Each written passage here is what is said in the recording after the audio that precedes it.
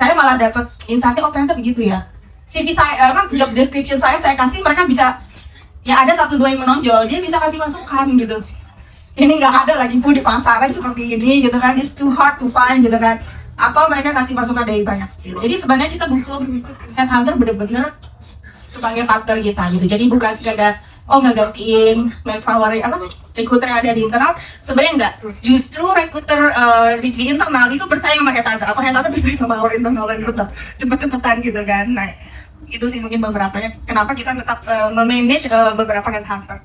Kita pasti akan semakin dia makin aktif, cepat, responsif, kemudian CV-nya pas gitu ya, mengena, itu pasti dia akan naik terus. Jadi di rankingnya itu dia selalu di atas. Dan dia punya kelebihan untuk mendapatkan akses dari project-project yang lebih baik lagi atau lebih banyak lagi. So that landscape change, kompetensi juga berubah. Nah itu I would expect teman-teman headhunt bisa ngobrol gitu. Yang namanya kompetensi itu sekarang udah gak begitu. Nah, aku berharap contoh ini bisa memberikan kita mengerti bahwa, hey guys, you have to keep up with all these technologies. Apalagi kalau ngobrol sama perusahaan startup gitu ya. We have to improve the qualities of our services, gitu ya. Jadi instead of compete on price, gitu ya, let's compete on the qualities of services.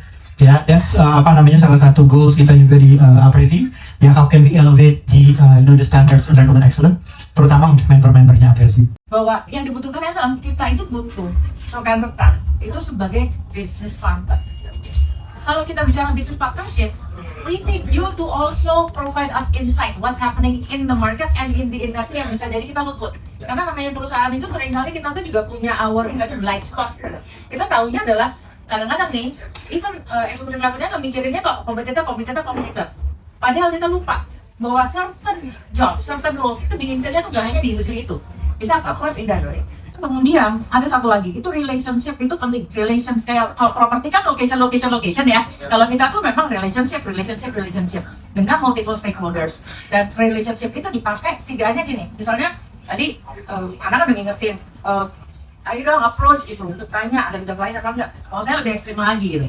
It's not about approaching nanya ada job lain apa enggak. Tapi about saying bahwa kompetitor lu tuh udah mulai melakukan ABC. Stop the mindset of tukang kirim CV. Start acting like consultants, ya, banyak belajar, banyak baca, banyak ngobrol sama orang. Dan ngobrol sih saran saya secara langsung ya,